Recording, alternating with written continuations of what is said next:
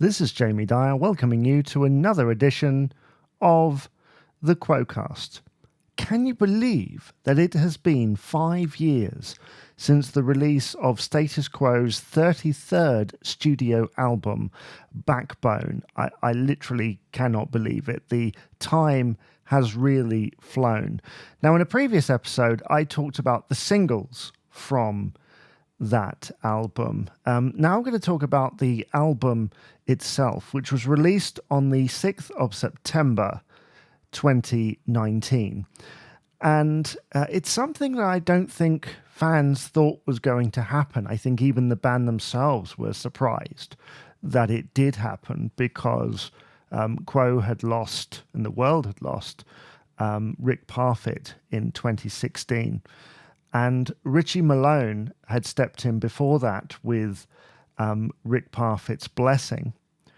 And they toured for a few years. And then, like I say, this album came out. And I had a level of excitement. At the previous year, the posthumous solo album, debut solo album, actually released by Rick Parfitt came out, and that was a huge hit. That was like top 5 in the UK, and that was like the soundtrack to my year that year. And so that kind of prepared me for Quo's release the next year, kind of getting excited about it, hearing what Francis was writing these days, what the other band members would contribute to it. Especially with the addition of Richie, like, would it change in some way? And so I remember hearing the singles, which I really liked. I liked the energy that was in them.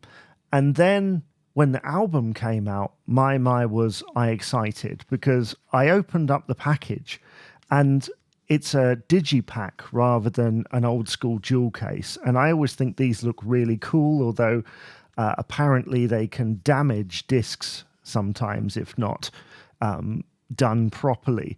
But I liked the kind of feel of the sleeve. And for our listeners, I mean, you know, it just felt really nice on the fingers there. And what we've got here is we've got a picture on the front cover of Status Quo in letters at the top, that famous branding, and then at the bottom, Backbone, done in a special kind of font there with the thing in the middle. And the album was dedicated to Rick Parfitt, and that is inside the book, which is inside the flap, which I'm not going to take out here for our viewers. If you want to have a look at it, go and buy it, because I'll talk about the album in a minute, but I really like it. We have an image of the band on the inside, sort of done in like what would you call that? Like a threshold thing, you know, when you go onto like an image editor and it says like threshold, and you click on it and it's sort of like shadows of the image.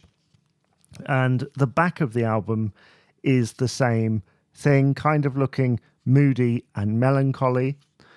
So the album itself begins with Waiting for a Woman, which is sort of this well, again, moody, melancholy, and yet cool vibe that Francis mentions in his autobiography, I think, from memory. I love the way that all the instruments kind of come in, you know, until we have that sound, which is unique, but it's also unmistakably Quo at the same time. Then a modern-day classic, Cut Me Some Slack, which has really been taken on by the fan community. I discovered this at the convention a couple of years ago, that, you know, Cut Me Some Slack was a real favourite. I mean, to me, it was you know, an album track that sounded like a few other things that they'd done over the years. But when I heard it in a live setting, and when I've seen videos, the band playing it and stuff, it's like, yeah, okay, this is something of a modern-day Quo classic. Liberty Lane, I've spoken about before, was released as a single. I loved the energy of it and the way in which the title isn't really part of the chorus. Like, I love songs like that, where it's called something from the verse, you know, rather than the chorus. I love the energy, etc. And then I See You're in Some Trouble follows that, track number 4. on the CD. Kind of classic Quo, could have been recorded by them at any time in basically the last 35 years or something from now, because, you know, you could have heard this on Ain't Complaining, for example. It could have been done in the mid-90s when they were doing sort of Thirsty Work and that type of thing. Or it would have turned up on, say, Quid Pro Quo or The Party Ain't Over Yet, something like that. It's sort of in that vein, but you can't help it. Like the intro is really catchy, and I love kind of the humor that's put into it that does great after a few listens, but if you give it a little while, it does become funny again. You know, sounds so funny, sounds so funny, sounds so funny, not that funny, whoa. Like, that made me laugh the first time I heard it, and subsequently. Backing Off is track number 5, and this is one which they talked about in the promotional film. I think it's an Andy co-write, isn't it? And it kind of has that vibe about it. I wasn't so keen when I heard it, because I heard them raving about it, and then I listened to it, and I was like, I'm not sure about this. I don't know. It doesn't sort of say what I want it to say. Like, it's not the kind of Quo I want it to be. Just speaking from my own personal experience. And then once again, I saw a live video of it in a live setting, you know, and somehow it translated really well. And I saw an entirely new perspective on that track. It's another one that possibly could have been done on, say, In Search of the Fourth Chord. I think it sort of has that similar vibe, I guess, to Pennsylvania Blues Tonight or something along those lines.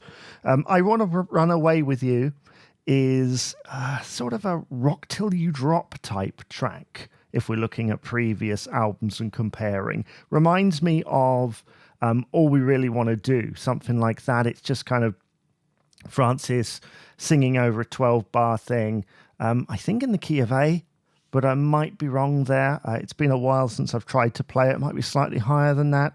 But yeah, it's a tiny bit of a filler, but at the same time, you can't help. It's like unmistakable Quo, you know, when you're just in the mood and you get your playlist with all your boogie ones on it, and that is one that sits on there quite nicely. Backbone is track number 7. Spoken about this previously. Backbone was originally a little riff that was played at the beginning of Down Down, that sort of play bit that he does that now appears to have turned into a tribute to Come Rock With Me, Rockin' On. And I liked it at the time. I think it's another one of those. It's sort of the same riff all the way through, and it's got some nice little things, and it's notable for being one of the rare instances in the modern era where they're using falsetto vocals a la Bernie Frost on things. I guess it kind of reminds me of that. You know, it's like the early 80s stuff they were doing. So that is my opinion. The John David composition, Better Take Care, is track number 8. And this demo, the demo for this song came out years ago on John David's Bandcamp. Go and check it out. He's got so many songs on there, some recorded by other artists after his demo, and some which have never been touched. And he's just got this magic thing. And I do love listening to his original demos because he's got such an enjoyable voice. You know, you really like singing along with it. You like the vibe of it. And really, the demos could have gone out in some cases as like songs in their own right. The only thing that maybe holds them back slightly is that they sound like drum machines. Although saying that, the drums sound like drum machines, the era in which he was recording it, it probably could have passed because everyone was using drum machines anyway. One thing I would recommend is his demos for All That Counts Is Love, plus Rolling Home as well, most of which Quo pretty much didn't change anything. They sort of went straight from the demo. And I would say this is another one of those, although they have changed a couple of bits. And it's notable for having, I think it's Rhino in one particular area and then Andy in another. So that's unusual, almost having like Francis on lead and then the other two on like co-lead, like doing little bits and pieces there. It's been a while, actually, since I've listened to that one. Need to go and listen to it and do a much more thorough review at another stage. Falling Off the World is track number 9, and that's a Leon Cave composition. His first original composition on a Quo album. He joins Matt Letley in, I believe, being the only sort of 2 drummers to have a sole writing credit on a song. Falling Off the World is one of those songs that's got a nice little rhythm to it, and you can't help but sing along to it. Richie Malone takes on vocals on Get Out of My Head, which has a lot of different elements. You can tell that he, was inspired by Quo. You can tell that he knows the material and he knows the kind of thing. And there's elements, I can imagine fans sitting there, and this is just my estimation, my kind of guesswork, I guess, of if I spoke to some fans, they'd say there were elements in there of Slow Train. There's sort of the early stuff in there, that da da da da da da da da, sort of Roadhouse bluesy type things, and it's got that darkness as well, which Rick used to do on tracks. You think of the tracks he was doing in the late 80s, things like Man Overboard and that kind of thing, This is along those lines, and I thought that was really interesting, that it's almost like a tribute to the Rick Parfitt style, that he did something along those lines. Great vocals on it as well. And that was around the time, live, when he started doing like Little Lady and Mystery Song as well. Because I think he maybe had 1 or 2 vocals at the beginning, but around 2018-19, he suddenly started taking a couple of those lead vocals, most prominently, I think, at the Hyde Park gig for Radio 2 that year. So, Running Out of Time ends the main album, track 11, and it's one of those, I remember seeing an interview with Francis, who said that a fan approached him and said, "Oh, you're doing about climate change, that's different for you," and he was like, never too late. What about that? That was about climate change and about looking after our world and, eco and that sort of thing. It's another one of those with slightly falsetto vocals in it too. So there's some real throwbacky sounds on this album. It sort of sums up, I think, a large chunk, this album. If you bought the album in certain places, you can have the 2 bonus tracks as well. Crazy Crazy, which is sort of a country boppy type thing they might have done in the late 90s during like the Under the Influence sessions. And then Face the Music, another Richie Malone composition, which I need to do an entire podcast on Face the Music, because once again, it felt like the clock was being turned back.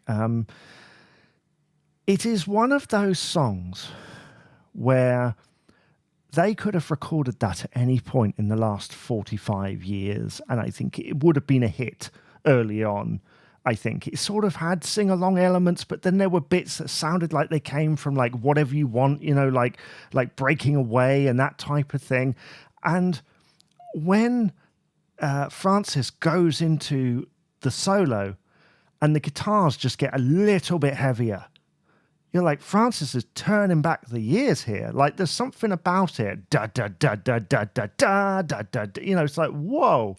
And then utilizing the synthesizers to kind of emphasize, the 80s Quo when they were starting to do more of that. But instead of it like going completely over the top of anything, it actually complements the track itself and it kind of fades out. It reminds me of stuff that the Sweet were doing, Fox on the Run and that type of thing.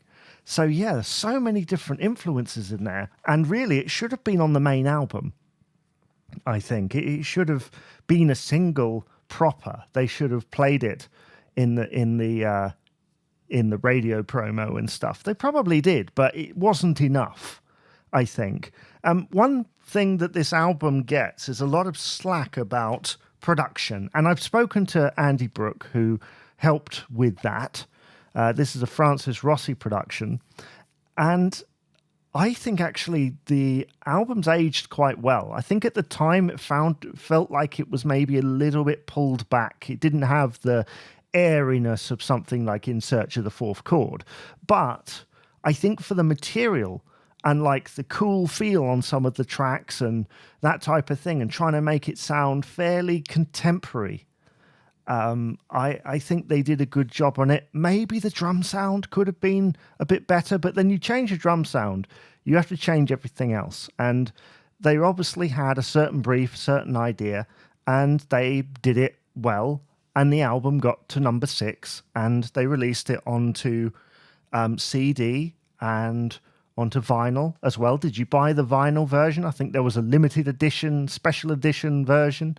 One day they'll reissue the album, I'm sure, perhaps with bonus tracks. I would love to see the makeup of where these tracks came from. So what do you think of Backbone? Those are just my 4,500 cents.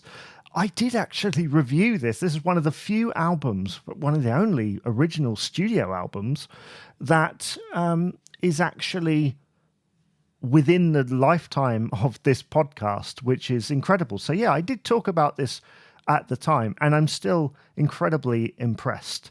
So yeah, what do you think? Let me know, and I'll see you again for another episode of the Quo-Cast.